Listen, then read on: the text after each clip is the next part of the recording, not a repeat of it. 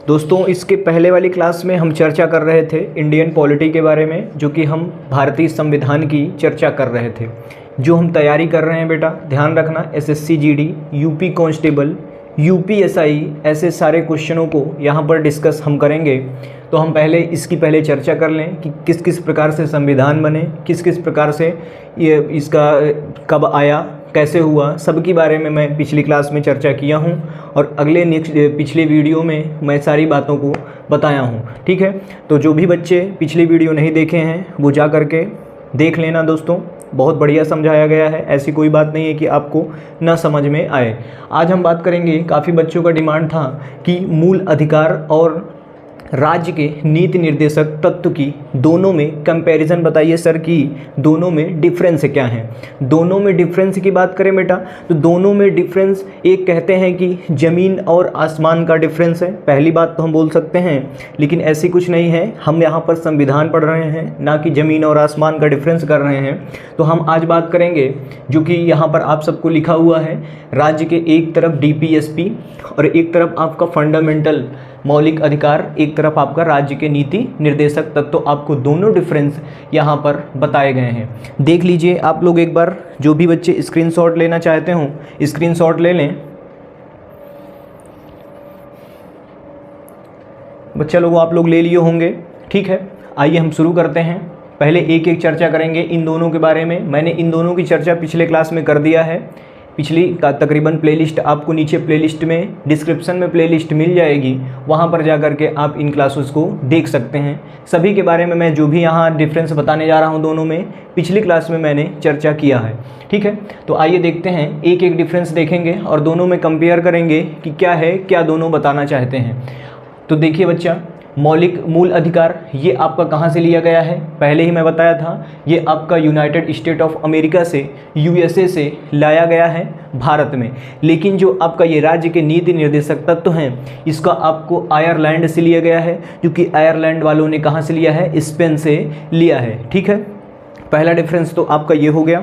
अब देखिए दूसरा क्या कहता है, इसे भाग 3 में रखा गया है। कहाँ रखा गया है, भाग 3 में। जो मैंने 22 भाग हैं आपके, वहाँ पर आपको ये कहाँ पर मिल जाएगा, भाग 3 में मौलिक अधिकार बताया गया है और भाग 4 में राज्य के नीति निर्देशक तत्व बताए गए हैं।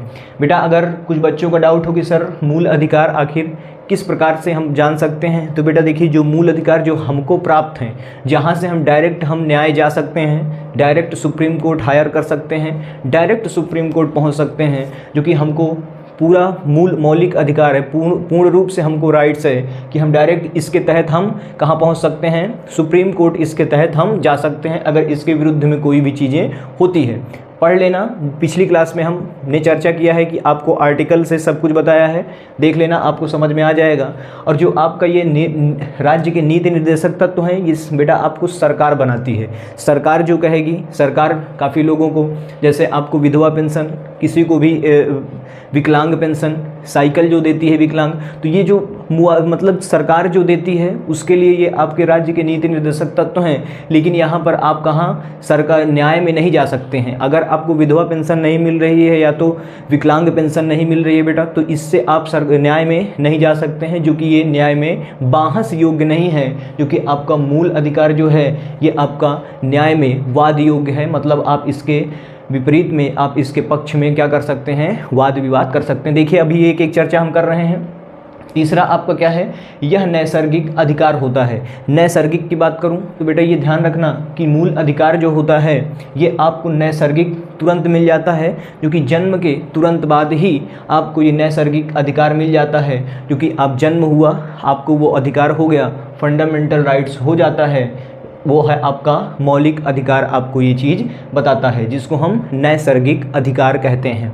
ठीक है, आइए देखते हैं इधर, यह क्या है, यह नैसर्गिक अधिकार नहीं है। क्या है बच्चा, ये आपका नैसर्गिक अधिकार नहीं है। दोस्तों ये नैसर्गिक अधिकार मतलब कि ये आपको पहले तो 18 साल के बाद ही मिलेगा फ़िलहाल, बाकी ये उसके पहले जल्दी मिलता नहीं है। इसमें आपकी सरकारें जो होंगी, जो आपकी स्टेट सरकार होगी, राज्य सरकार होगी, वो आपको ये अधिकार देती है। ठीक है, तो ये हो गया आपका तीसरा डिफरेंस। और जो चौथा डिफरेंस है, देखिए अभी मैंने जो बताया, यह न्याय द्वारा प्रवर्तनीय तथा वाद्य योग्य है। बेटा न्याय द्वारा क्या है कि न्याय द्वारा जो है ये परिवर्तनीय मतलब परिवर्तित हो सकता है। इसमें हम वाद्य कर सकते हैं कोई भी चीज़ें, हम यहाँ वहाँ पर जा कर के न्याय में कि ये वापस लिया जाए, कुछ भी किया जाए, ये आपका न्याय द्वारा आपका परिवर्तनीय योग्य है। लेकिन आपका ये राज्य के नीति निर्देशक तत्व जो होंगे ये आपका न्याय में वाद योग्य नहीं है, न्याय आप नहीं जा सकते हैं और ना ही वहाँ वो आपका न्याय देखेगा। अगर आप राज्य के नीति निर्देशक तत्व के तहत जाते हैं न्याय, तो वहाँ पर आप इसके तहत कोई भी सुनवाई नहीं होगी, ठीक है, ध्यान रखना। लेकिन आप मौलिक अधिकार, आपको पूरा अधिकार है दोस्तों, आप मौलिक अधिकार के पक्ष में कुछ भी अगर गलत हो रहा है तो आप इसके तहत बिल्कुल आप सुप्रीम कोर्ट सीधा हायर कर सकते हैं आर्टिकल 32 के तहत, ठीक है। आर्टिकल 32 आपको सीधा मौलिक अधिकार के उसमें कहाँ भेजता है, सीधा सुप्रीम कोर्ट भेजता है। अब देखिए कौन सा है, पांचवा क्या हो जाएगा आपका, पांचवा है यह सरकार की शक्तियों को हटा देता है, घटा देता है मतलब कहें कि यहाँ पर सरकार की शक्ति, बेटा जो सरकार की शक्ति होती है, मान लीजिए जो आपकी सरकारें होंगी, यहाँ पर बताया गया है कि सरकार की शक्ति ये आपको न्याय से मिलता है, न्यायालय से डायरेक्ट मिलेगा, ना कि आपको ये सरकार की शक्ति देगी। जो सरकार होगी आपकी राज्य सरकार हो या केंद्र सरकार हो, वो आपको यहाँ पर नहीं देगी, ये आपको डायरेक्ट कहाँ से मिलता है, न्याय से मिलता है, जिसके तहत आप सीधा न्याय पहुंच सकते हैं और ये हमेशा के लिए रहता है आपका मूल अधिकार। लेकिन जब ये आप आएंगे कि जो ये डीपीएसपी नए नीति निर्देशक तत्व हैं, इसको ये क्या करता है, सरकार को बढ़ावा देता है, सरकार को बढ़ावा देता है कि सरकार वो चीज़ दे भी सकती है हमको और नहीं भी दे सकती, ठीक है। तो ये क्या करता है कि ये एक क्या है, धनात्मक है, सरकार के लिए ये एक धनात्मक है। लेकिन यहाँ पर ये सरकार मौलिक अधिकार में ये सरकार के लिए क्या है, एक प्रकार से ऋणात्मक बताया जाता है, ठीक है। तो ये आपका मूल अधिकार का पांचवा डिफरेंस हो गया। छठवां क्या है, इसके पीछे कानूनी मान्यता है। बेटा ध्यान रखना बच्चा लोगों दोस्तों कि ये जो पीछे जो कानूनी मान्यता है, कानूनी के मतलब कानूनी से आप इसके तहत आप जा सकते हैं न्याय, खूब आप यहाँ पर वाद्य कर सकते हैं, कुछ भी कर सकते हैं, इसके पीछे आप कानूनी हैं, क्या है, कानून के तहत आप पहुँच सकते हैं, ध्यान रखना। लेकिन यहाँ पर क्या है कि यहाँ पर आपका राजनीतिक मान्यता है, क्या है कि राजनीतिक मान्यता है। यहाँ पर ये आपकी मान्यता जो सरकार डिसाइड की है वो आपकी ये क्या है कि ये राजनीतिक मान्यता है और ये मूल अधिकार जो है ये कानूनी मान्यता होती है। सातवां क्या है, यह निलंबित हो सकता है।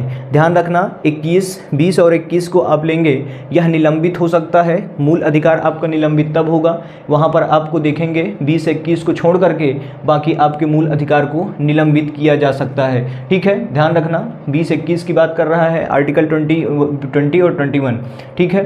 तो क्या है कि ये निलंबित हो सकता है, मूल अधिकार आपका कुछ समय के लिए निलंबित हो सकता है। लेकिन यहाँ पर क्या है कि यह निलंबित नहीं हो सकता है। सरकार कुछ चीज़ें जो लाएंगी तो वो इतना सोच समझ के लाती हैं कि उसको यहाँ पर मतलब वो चीज़ करती हैं कि ये लाया ही जाता है, तो यहाँ पर निलंबित होने की कोई बात ही नहीं है, जो कि सरकार के हिसाब से है ये, तो यहाँ पर निलंबित होने की कोई हटाया ही नहीं जा सकता। लेकिन यहाँ पर कुछ समय के लिए आपके मूल अधिकार को हटाया जा सकता है, निलंबित किया जा सकता है, ठीक है। आठवां डिफरेंस क्या है, यह व्यक्ति के भलाई के लिए है। बात करें दोस्तों कि व्यक्ति के भलाई के लिए, व्यक्ति की भलाई जो होगी वो आपको मान लीजिए कि डायरेक्ट आपको सुप्रीम कोर्ट पहुंचाता है, डायरेक्ट आपको ये हाई कोर्ट पहुंचाता है, क्योंकि आप कोई राजनीतिक में आप वहां नहीं जा सकते हैं, सरकार से आपको गुहार लगाने की ज़रूरत नहीं होगी, क्योंकि आप डायरेक्ट कहाँ पहुँच सकते हैं, मौलिक अधिकार में आप सीधा भलाई के लिए है, क्या है कि जो व्यक्ति है उसकी भलाई के लिए है, और जो यहाँ पर है ये समाज की भलाई के लिए है। जो समाज होंगे, जो आपके समाज होती है, जैसे एक कोई नेता होता है तो उसके पीछे समाज होती है, कोई भी कुछ समाज होता है, जो भी समाज होती हैं आप समझते हैं, जो भी समाज, तो वो समाज जो होगी ये समाज की भलाई के लिए है। लेकिन ये आपकी क्या है कि ये एक व्यक्ति के लिए, किसी की जैसे हम हैं तो हम एक व्यक्ति हैं, उसकी हमारी भलाई के लिए है कि हमको अगर कोई परेशान करेगा तो हम सीधा सुप्रीम कोर्ट जा सकते हैं। मतलब कि हमको कोई जो मौलिक अधिकार दिया गया है उसके विपक्ष में कुछ चीज़ नहीं होनी चाहिए, कुछ बातें नहीं होनी चाहिए, जिससे कि ये किसके लिए, किसी एक खास व्यक्ति के लिए है, खुद के लिए है, एक प्रकार से कह सकते हैं। लेकिन यहाँ पर क्या है कि यहाँ पर ये समाज की भलाई के लिए किया जाता है और राज्य के नीति निर्देशक तत्व। ठीक है, तो ध्यान रखना ये आपकी 8 बातें हैं, 8 डिफरेंस आपको ये बातें बताते हैं कि ये आपके हो जाएंगे मौलिक अधिकार। तो यहीं पर देख सकते हैं कि दोनों को कंपेयर में कर दिया हूँ। नेक्स्ट वीडियो में हम बात करेंगे मौलिक कर्तव्य के बारे में कि बेटा हमारा कर्तव्य क्या है, हम किस प्रकार से क्या कर सकते हैं, किस प्रकार से क्या होता है कि हमारा कर्तव्य क्या है कि हम उसको, हमारा अनिवार्य है कि हमको उसको करना ही होगा। हमारा कर्तव्य भी संविधान में लिखा गया है, संविधान हमको हमारा कर्तव्य भी बताता है। तो नेक्स्ट बात करेंगे, यहाँ पर अधिक क्वेश्चन पूछे जाते हैं कांस्टेबल से, SSC GD से काफ़ी बच्चे क्वेश्चन पूछ लेते हैं कि कहते हैं सर क्वेश्चन कैसे बनेंगे। तो देखिए क्वेश्चन यहाँ पर बनते हैं कि नैसर्गिक अधिकार किस में दिया गया है, तो वो आपको ऑप्शन दे देगा मूल अधिकार, राज्य के नीति निर्देशक तत्व। मतलब आपको नैसर्गिक जन्म के बाद जो अधिकार मिलता है वो कौन सा अधिकार होता है। तो ऐसे ही क्वेश्चन देते हैं। मतलब ये भी हो सकता है कि यहाँ पर कानूनी भी अधिकार पूछ सकता है कि कानूनी जो अधिकार मिलेंगे वो कैसे, कौन सा किस में है, कानून तरफ से जो अधिकार मिलते हैं वो कौन सा है, मूल अधिकार है या राज्य के नीति निर्देशक तत्व पर है, DPSP पे है। ठीक है, तो ये चीज़ें आपको बताएंगी, ध्यान रखना ये बातें बहुत इंपॉर्टेंट हैं। दोनों में कंपेयर कर दिया हूँ, दोनों में डिफरेंस में बता दिया हूँ, दोनों क्या हैं क्या नहीं हैं। मिलेंगे बच्चा नेक्स्ट क्लास में, तब तक के लिए बने रहना। शानदार ज़बरदस्त जिंदाबाद, जब तक तोड़ेंगे नहीं तब तक छोड़ेंगे नहीं। ठीक है, तो मिलिएगा नेक्स्ट क्लास में। जो बच्चे पीछे नहीं देखे हैं, नेक्स्ट वीडियो पिछली क्लास नहीं देखे हैं, वो जाके देख लें, क्योंकि बहुत बेहतर ढंग से मैं समझाया हूँ। देख लेना, समझ में आएगी। जो भी कोई डाउट होगा तो आप मुझसे पूछिएगा, मैं बिल्कुल आपके पद पर हूँ, एकदम हाजिर हूँ। एक एक डाउट क्लियर करेंगे। सब पूरी फैमिली, हम आप सब आपकी फैमिली है, कोई दिक्कत नहीं है। किसी भी प्रकार का कोई क्वेश्चन हो तो बिल्कुल कमेंट करके पूछना, कोई दिक्कत होती है तो उसको हम नेक्स्ट क्लास में डिस्कस कर देंगे, कोई दिक्कत नहीं है। ठीक है, तो मिलते हैं नेक्स्ट वीडियो में, तब तक के लिए बने रहना। जय हिंद।